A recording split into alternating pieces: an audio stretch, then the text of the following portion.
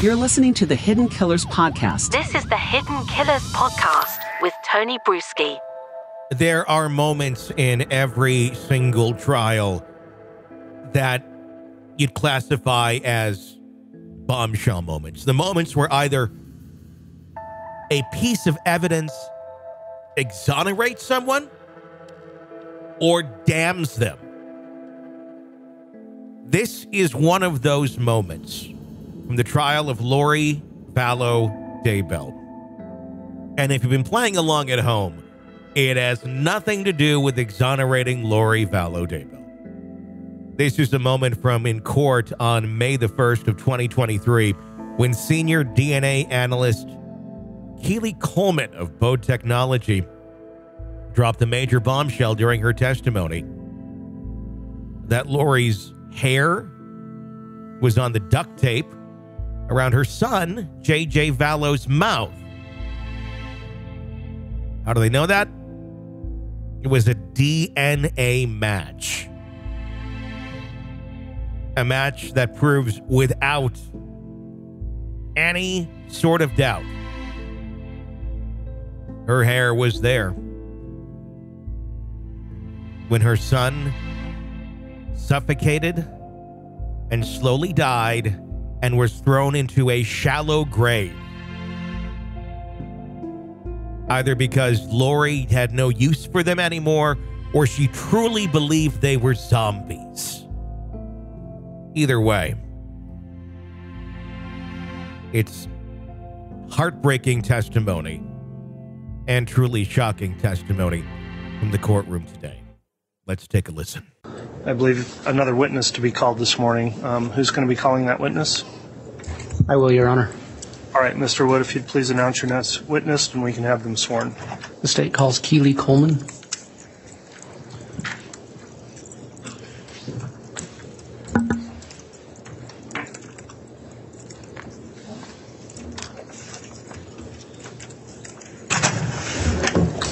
you solemnly swear or affirm the testimony you're about to give will be the truth, the whole truth, and nothing but the truth, so help you God?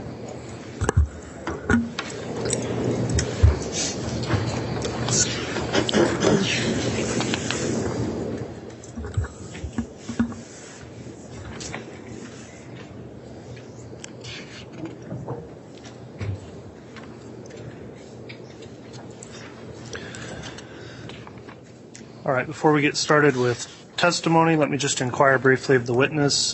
There is an exclusionary rule in effect, so I need to ask, have you reviewed or in any way viewed or read any of the court trial testimony since this case started?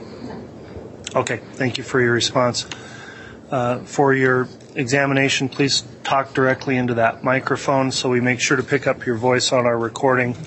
Please try to avoid speaking at the same time as anyone questioning you and make verbal responses to any questions so we make a clear record. With that in mind, Mr. Wood, you can go ahead and inquire. Thank you. Can you please state your name for the record and spell your last name? My name is Keeley Coleman, and my last name is spelled Coleman. Okay. What is your current occupation and where are you currently employed? I'm a senior DNA analyst at Bode Technology in Lorton, Virginia. How long have you been employed at Bode Technology? Just under 11 years. What are your responsibilities as a DNA analyst? I perform and oversee the testing of biological material that's recovered from items of evidence that are submitted from a variety of cases. I compare DNA profiles that are obtained from those items of evidence and then perform statistics to any probative matches. I then will summarize my findings in a formal report. Can you describe your educational background?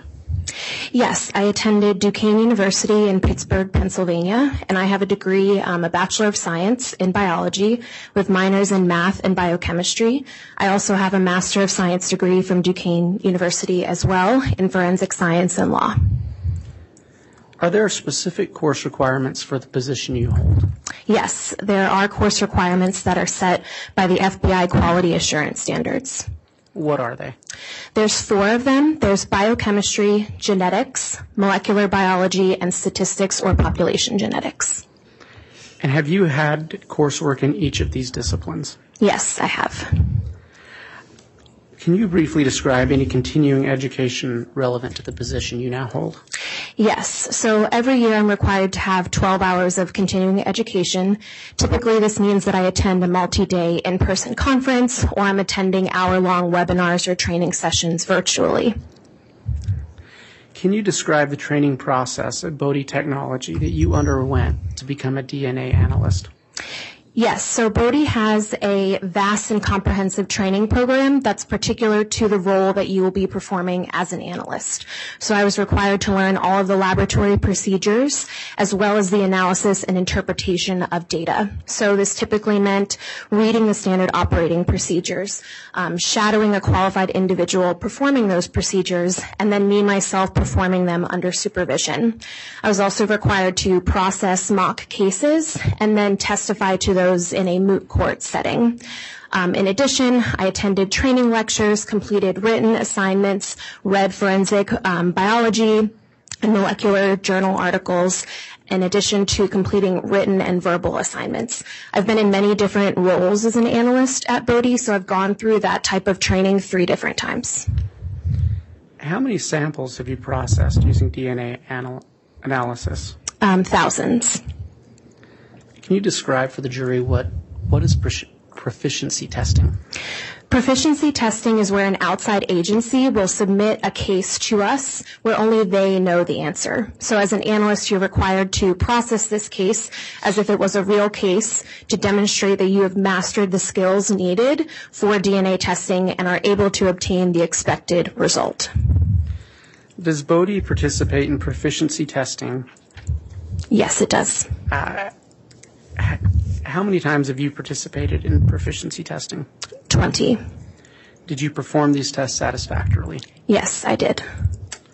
Are you a member of any professional organizations? Yes, I'm an associate member of the American Academy of Forensic Sciences. Have you previously testified as an expert in the field of forensic DNA analysis? Yes, I've testified once as a fact witness and 4 times as an expert witness.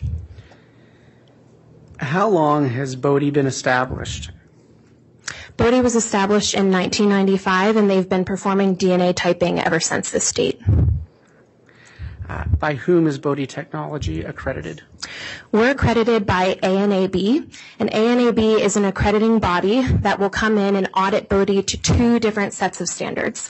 One of them is the FBI Quality Assurance Standards, and the other is ISO IEC 17025. ISO IEC 17025. You're welcome. This organization will come in and audit Bode to those sets of standards. So they're looking at our standard operating procedures, our training, the educational background of our analysts and the technicians who are performing the testing, as well as our reports. So what they're doing is they're looking at the standards, what Bode says we're doing to be compliant with the standards, and making sure that that's what we're actually doing in practice. So those are the quality assurance measures your lab participates in? Yes. Ms. Coleman, can you briefly describe DNA for the jury? What is it? So DNA is an acronym that stands for deoxyribonucleic acid. This is a biological material that makes each person unique, and it's found in mostly every cell of the body. You get half of your DNA from your mom, and you get half of your DNA from your dad. Is DNA different between people?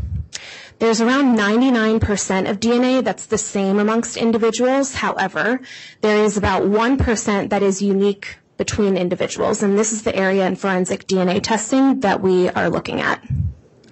Can you briefly describe the DNA testing process that you use at Bode Labs? Yes, so evidence items are received and they are assigned a unique case number, and this is stored in a secure evidence facility. The items that are received are assessed, and either the entire sample or a portion of the sample is taken forward. There are chemicals and reagents that are then added to those samples that are in a small little test tube. What we're trying to do is isolate the DNA from those samples by taking it through a series of heating and spinning steps. So once we've isolated the DNA, we want to determine how much DNA is present in that sample. Once we've done that, we want to make lots and lots of copies of that DNA. It's essentially a biological photocopy. Once we have those copies, we put them onto an instrument called a genetic analyzer that separates the DNA based on size into readable components. That is then interpreted by a computer software program and analyzed. Do you use any type of controls during your DNA testing process? Yes, there's typically two that we use. The first is a positive control, which is a known DNA profile. The second is a negative control, which essentially is all of the chemicals that you're using in those biological procedures, but it just has no DNA added to it. And how do you know that your controls are working? So for the positive control, you should be obtaining the known DNA profile. For any samples that are processed alongside of that control, that is indicating that the process also worked on your samples.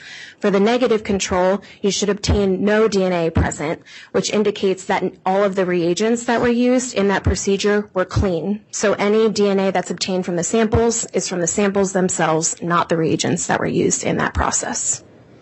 Can you briefly describe what are STRs? STR stands for short tandem repeat, and these are certain sections of the DNA where the sequence is repeated. These are the areas that we're looking at testing. So for me, I could have a sequence that's repeated 5 times. You could have a sequence that's repeated 8 times at a certain STR location. And what is an allele or allele? Allele. So an allele is the numerical representation of how many times a short tandem repeat sequence is repeated. So in that example I just gave, we would call that a 5 allele or an 8 allele. You've used the phrase DNA profile. Can you define that briefly? Yes, a DNA profile is a list of the STR locations that were tested, along with any alleles that were obtained from those locations for a particular sample. And what is a partial DNA profile? A partial DNA profile is when you're not obtaining results at all of the STR locations that were tested. This is not unexpected, especially in scenarios where we have a low quantity of DNA or the sample is very degraded. Ms. Coleman, did Bode Technologies receive evidence from the Rexburg Police and Idaho State Police forensic labs? Yes, it did. Was that related to the case of the state of Idaho versus Lori Vallow? Yes. Can you describe the evidence that was received and when? Yes. Can I refresh my memory with my report? Yeah, would it refresh your memory to be able to review your report? Yes. Your Honor, may the witness be handed her report? Yes, so long as the defense is allowed to inspect it first.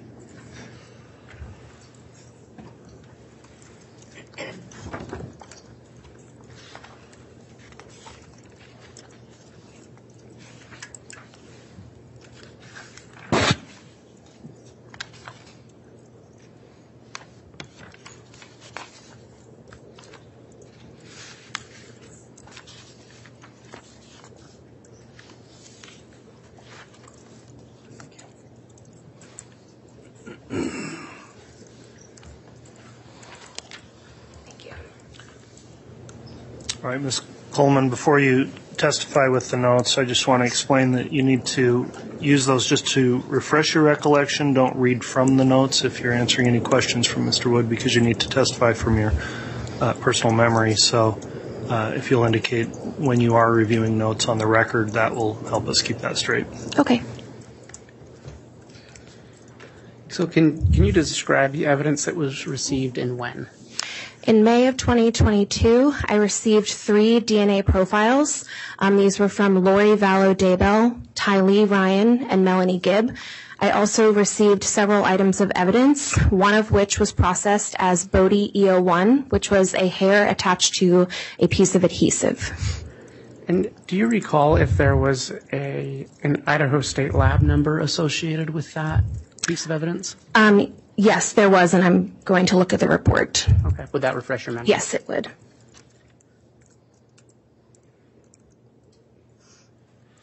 And this is 2019-05298. Is that the agency number? Yes. Okay. I'm sorry. My question probably wasn't very clear.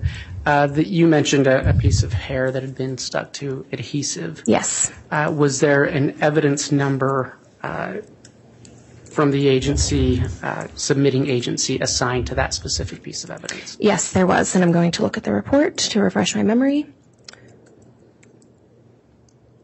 That was 11-16-8B. Thank you. How was this evidence processed?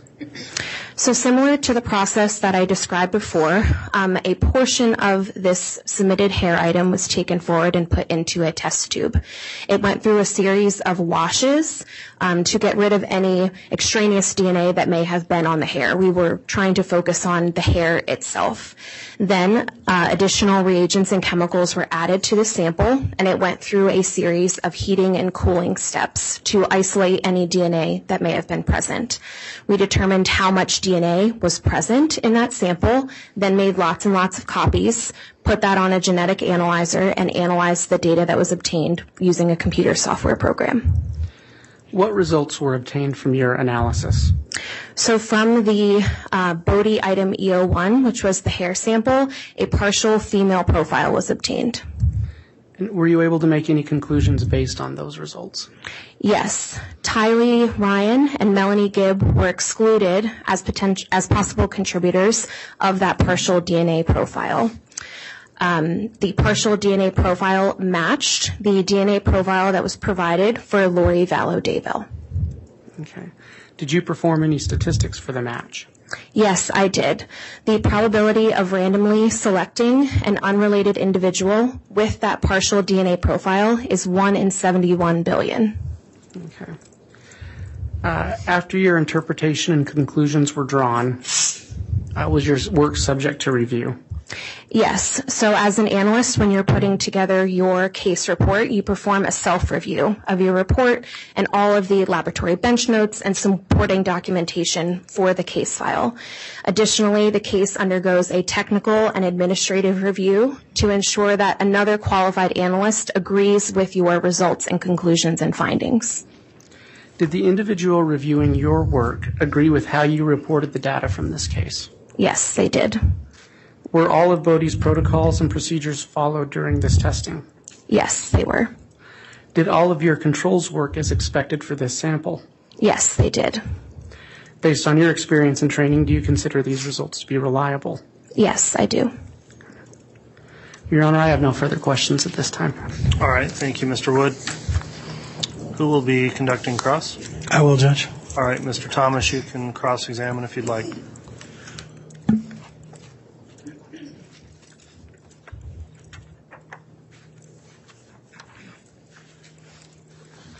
Morning, Ms. Coleman. Good morning. How are you today? Very well, thank you. Good. So, looks like you have been educated at Duquesne University? Yes. Bachelor's and master's degree? Yes. Okay. And when did you receive your bachelor's degree? What year? That was 2011. And what about your master's degree? When did you get that? 2012. Wow, you got to the master's program in just a year? So the program that I entered was a 5-year master program. So as an undergraduate, I was taking graduate level coursework. Okay. So help me understand the 5-year program. So the master's program, if you were to take it after your bachelor's degree, it would have taken 5 years. Is that right? I'm honestly not sure. It depends on the university itself. So the way that the program was set up through Duquesne was that in my 3rd and 4th year, I was already taking those graduate level courses. For different universities, you could obtain a bachelor degree and then go back and obtain a master's degree in 2 years. So it was kind of just smushed into those 5 years. Oh, I see. Okay.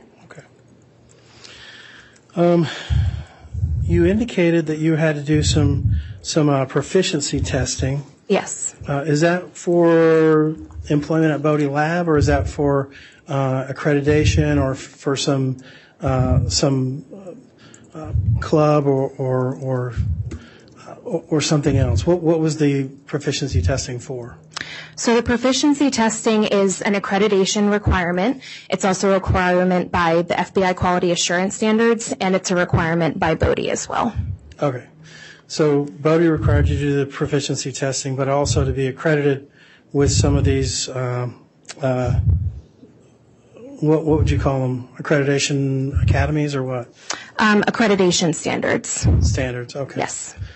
And Bode is an FBI-approved lab, and so therefore they have to abide by the accreditation standards for FBI. Is that right? Yes. If we want to be accredited, we have to comply with the standards. Okay.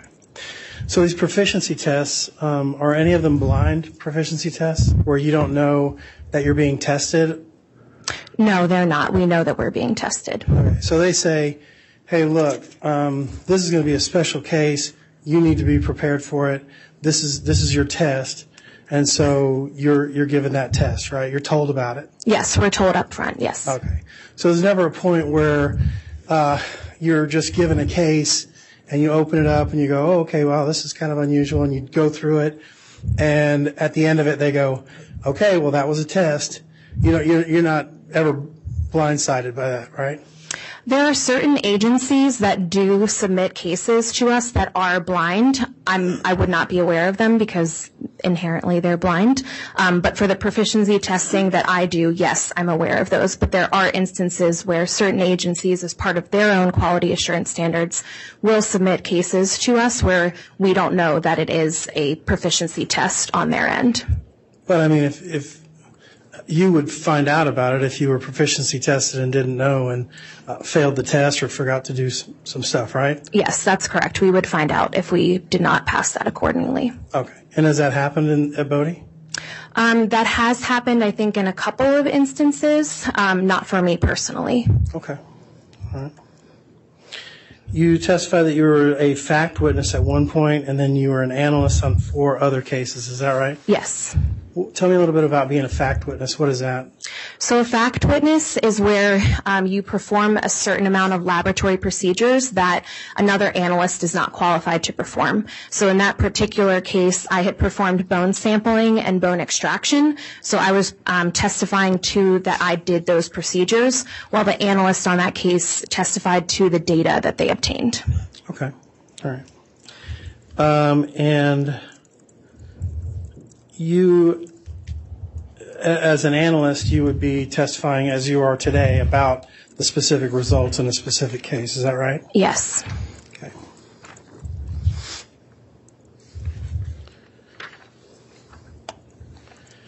If I could have just a second, Judge. Yes.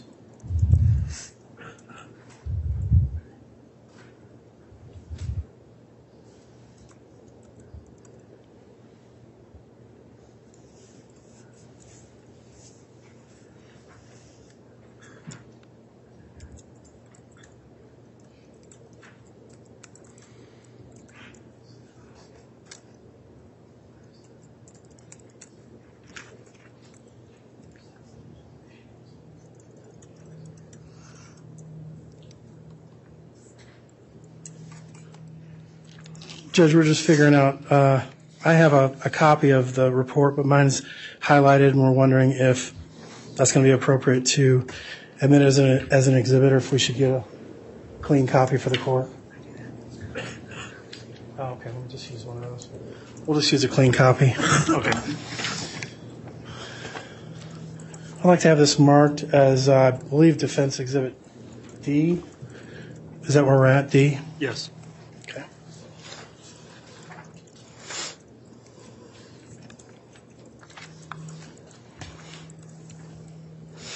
Can I have that shown to the witness, please? Yes.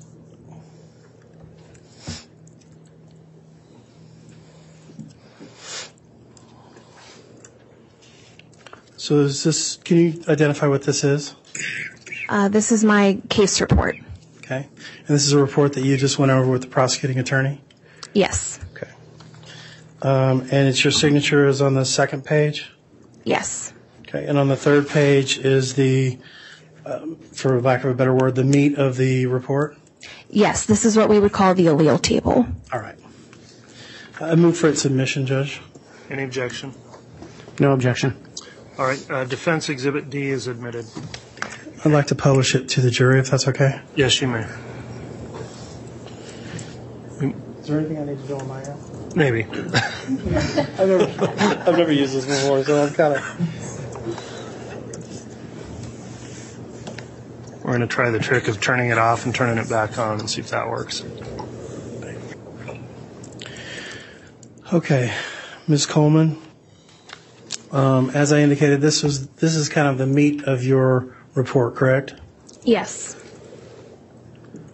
All right.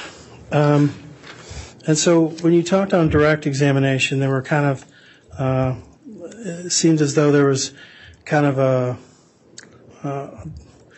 a pre-prepared type of colloquy or conversation you had with the prosecuting attorney about DNA and about how things are processed and those kinds of things. Is that kind of standard for you to have kind of a rote response to specific questions about when you're testifying? Were you told about that by Bode? That's something that we typically do ahead of time. We have a standard list of predicate questions to go over our own educational background, Bode's standards and accreditation, as well as the background of DNA. And then we also prepare questions that are particular to the case that really are asking what are our results, what are our conclusions, and what are our statistics that we did, as well as did we follow all of our standard operating procedures. All right. And so when you said that part of your statistics say that about 99% of the human DNA is the same, that's a true statement, right? Yes. And when you say 99% of our DNA, is that the human genome? Is that what we're referring to? Yes, it is. Okay. And how many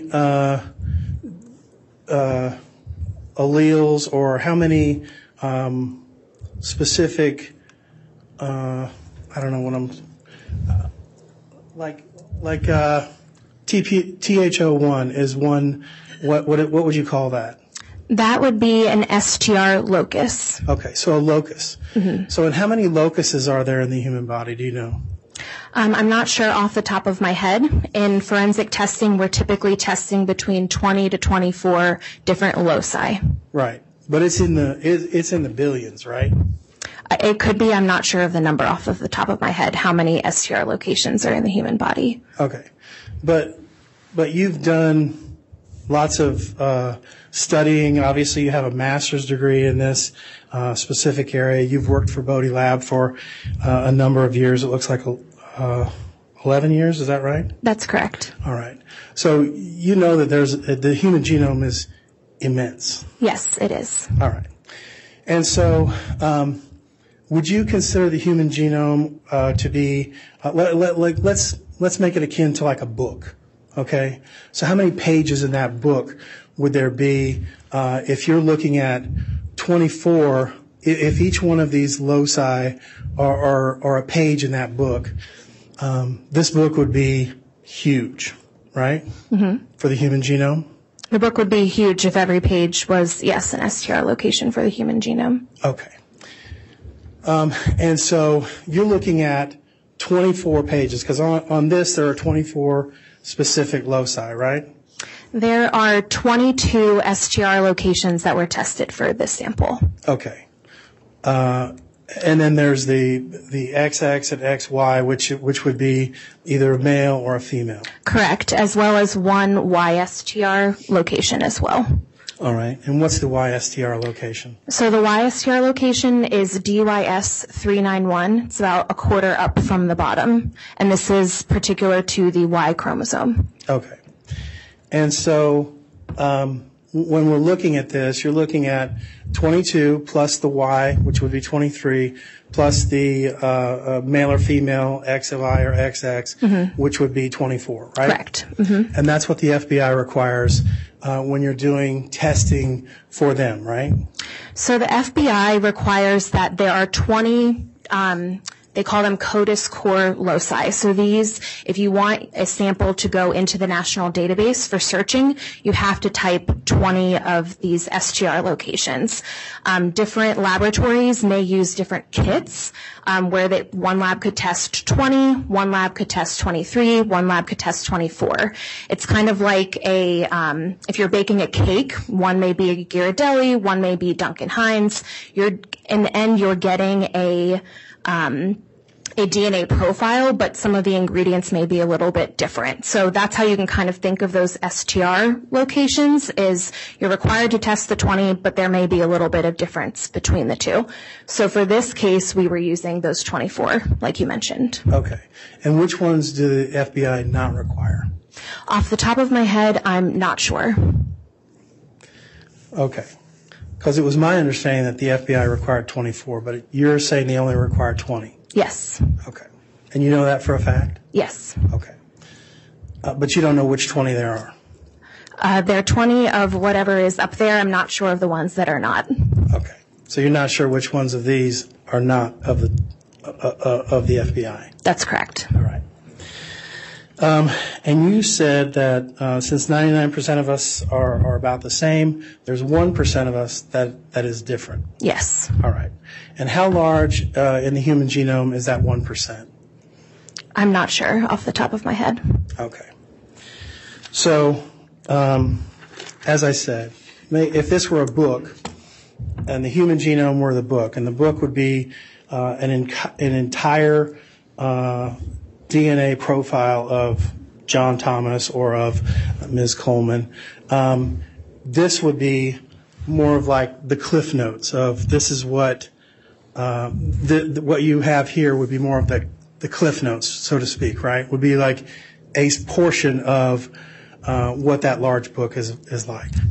Yes, this would be a portion of the DNA profile or the DNA sequence for whoever this individual's human genome. This would be a portion of that. Okay.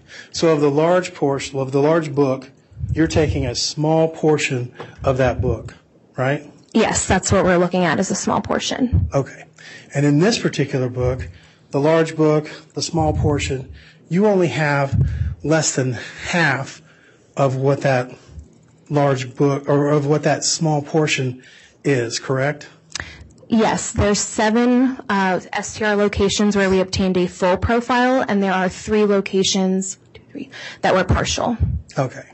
And 2 of those partial profiles had exactly the same between Lori Vallow Daybell, Tylee Ryan, and Melanie Gibb. Is that correct? I'm specifically looking at D2S411. Yes, that's correct. Those 3 are overlapping. Mm-hmm. And D16S539. Yes. Those are exactly the same. Mm-hmm. All right. And then you have 3 that have missing alleles, right? So the 3 that are the missing alleles with the dashes, that's what you had just listed. That's D1S1 656, D2S441, and FGA.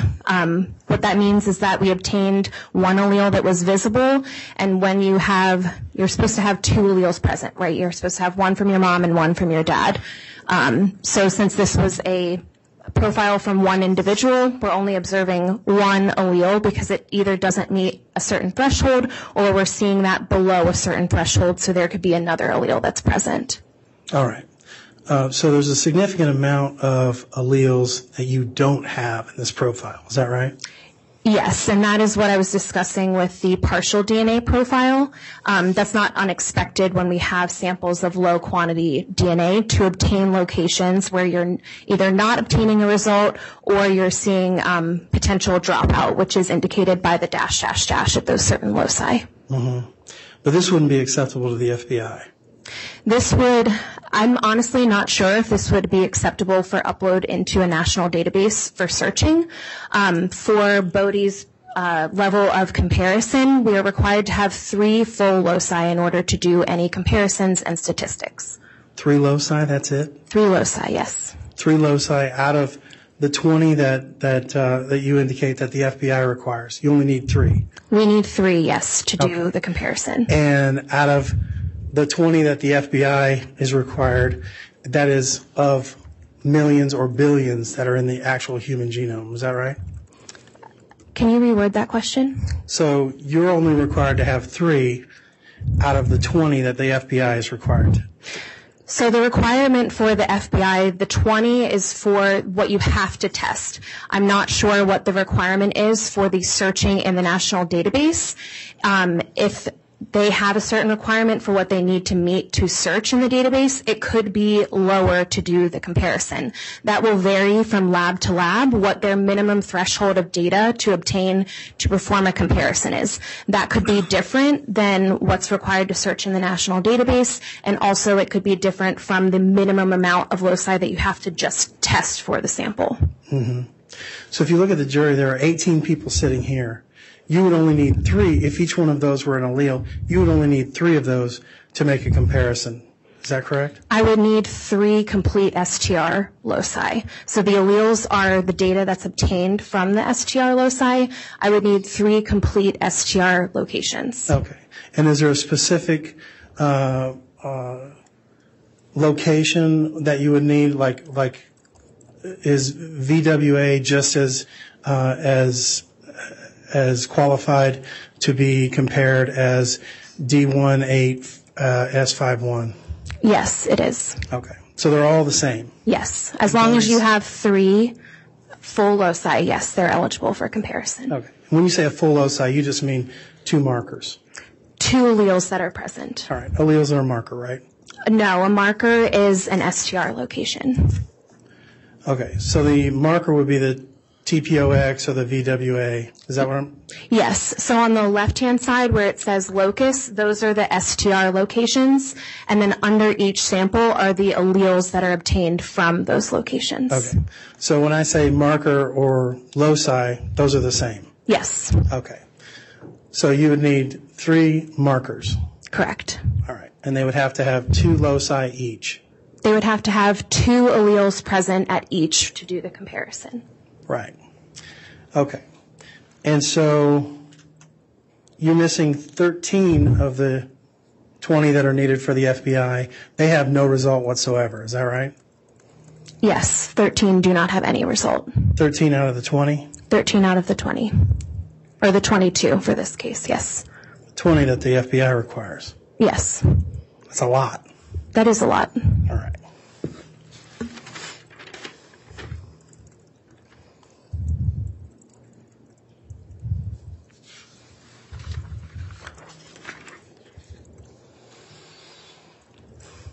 So when we're looking at the alleles, let's just take a look at the top one, the D313 or D3S1358. Mm-hmm. That's a 1616, is that correct? That's correct. And that doesn't mean that there are 16 possible spots for that, right? I mean, the 16 is actually a peak height, not an actual number of alleles, right? Or a number of positions in the loci. Is that right? So 16 is the numerical representation of how many times the STR sequence is repeated. So for D3, the sequence is seen repeated 16 times for that particular location. Okay. But there's not necessarily you couldn't come up with like a 1-1 or a 1-2. I mean, is that correct? There are a certain number of times that a sequence will be repeated. So it could be 16, 17, 18, 19, 20. There's a range of alleles that are typically obtained for a particular location. So here, in reading this, I would say that the STR location at the D3S1358 locus was repeated 16 times. Right. But I guess what I'm saying is there aren't necessarily 16 different possibilities of different repeats, right? I'm sorry, I'm not understanding what you're asking. Right. It's really confusing. So my understanding of when you're looking at these repeats, they're not necessarily like like D3S1358 is a 16-16, but then if you look over on Melanie Gibbs, it's a 17-17. Mm-hmm. Okay? And so it's not necessarily 17 different choices.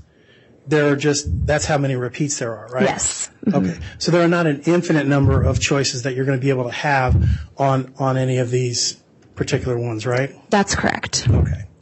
And so when we look at TH01, we have a 6-7, 6-7, 7-9, 6-9, right? Yes. All right. And so those aren't necessarily encased in, there's not like a finite number of repeats that there could be, right? There's not. There is studies that have been done that are for a particular STR location where they say there's 12 different alleles that are typically obtained. These are the frequency that we see them in the population. Sometimes they obtain what's called off-ladder alleles, which are half repeats that are included, but typically there is a range of alleles that is expected to be seen in the population for those particular samples. But yes, you're correct. There's not an infinite number that could be obtained. Tell me a little bit about imbalanced alleles. So imbalanced alleles is commonly seen when we have low quantity of DNA. At a single source profile where I said you are obtaining you have half of your DNA from your mom and half from your dad. That means that at a particular location, we can say from D12, S391, which is the fourth up from the bottom, where you see those brackets around the 17 and the 22, that means that you're seeing those in different ratios. So you're seeing either the 17 or the 22 at a higher rate than the other. So we're just indicating that we observed them, but they're not balanced. The ratio is different. Mm-hmm. And you didn't find any imbalance in Lori Vallow's DNA at that particular set of alleles, right? No, I did not. Okay.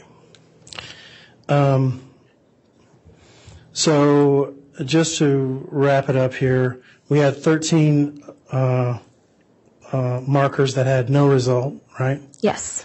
We had 3 markers that had missing alleles. Yes. And we had 1 marker that was an imbalanced marker. Yes. Okay. So that's 13 plus 3 plus 1. That's 17, right? Yes. 17 out of the 20 that the FBI requires? That's 17 from this profile that were not obtained. There was 7 full loci and 3 partial loci. Thank you. No further questions. All right. Thank you, Mr. Thomas. I'm out.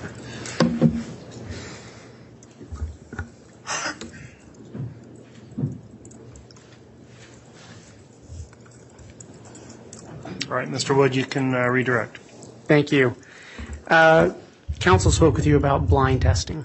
Yes. And that you know when you're being tested. Mm-hmm. Do you follow the same policies and procedures when you're being tested as when you're not being tested? Yes, I do.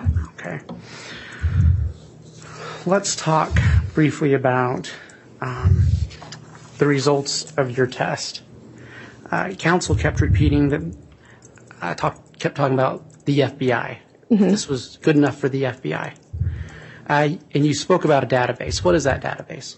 That database is CODIS, which is the Combined DNA Index System. Okay.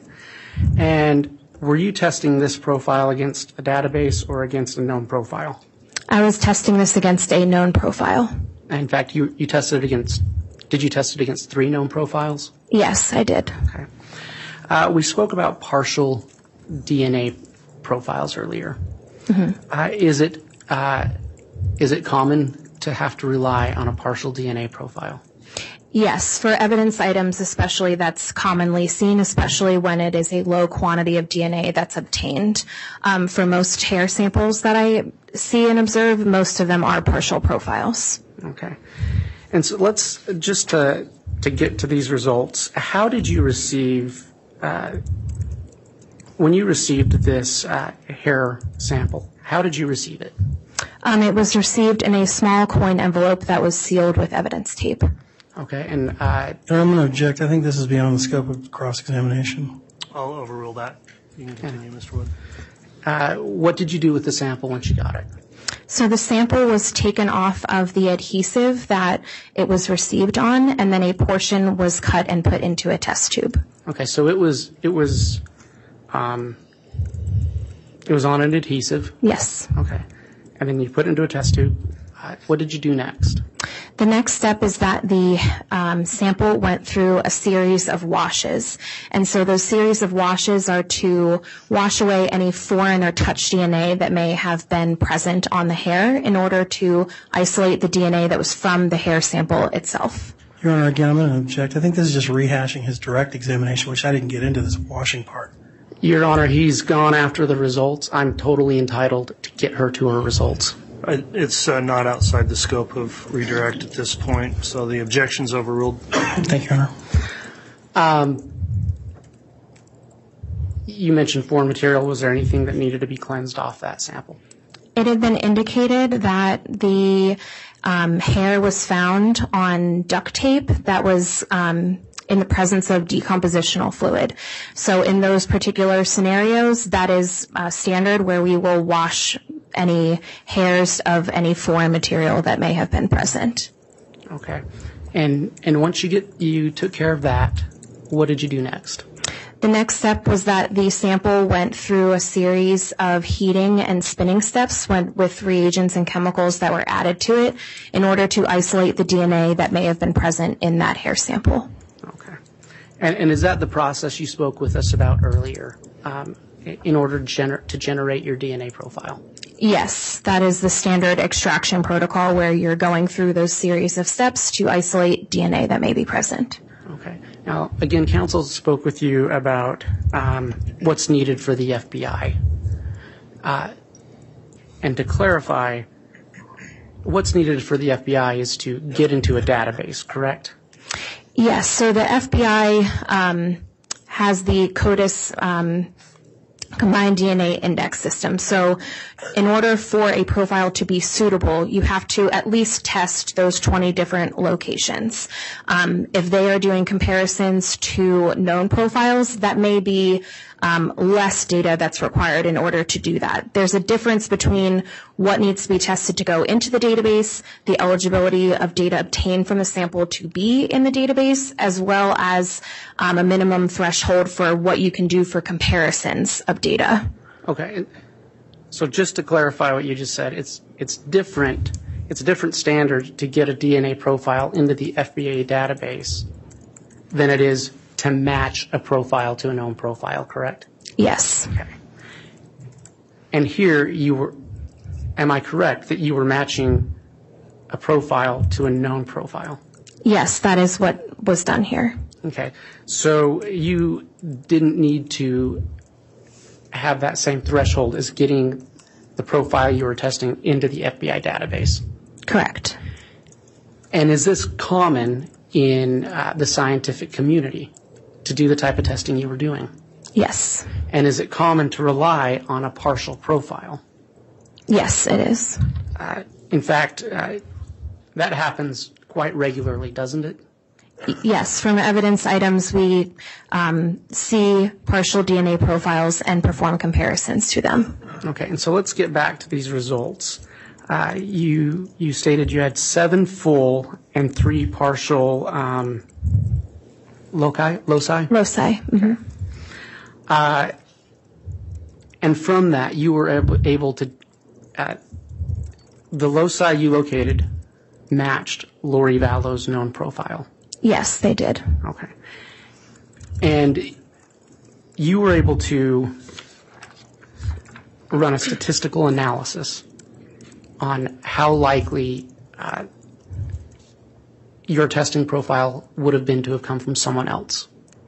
So the statistical analysis that I did was a probability for the probability of how I would randomly select this DNA profile to be seen in the population. Okay. And can you remind the jury what that statistic was? It was 1 in 71 billion.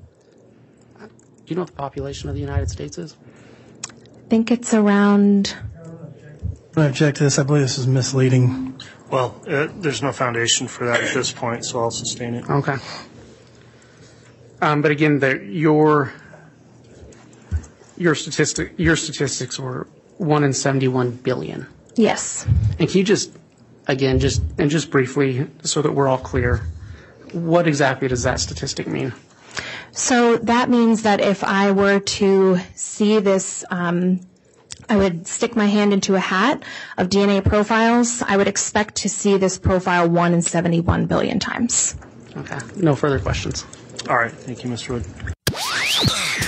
This is the examination of the hidden human condition. You're listening to the Hidden Killers podcast. This is the Hidden Killers podcast with Tony Brewski. I think that's where the jury's pretty much, if they weren't already, like, okay, can we just, like, get rid of her off this planet? Oh, wait, the death penalty's off the table. Can we just lock her up for, like, ever? There's still much more to come. I do not envy being in the defense of Lori Vallow at this point. Yeah. We'll have more audio for you, including full courtroom audio from the day as soon as we receive it from the court. I'm Tony Brewski. Stay with us.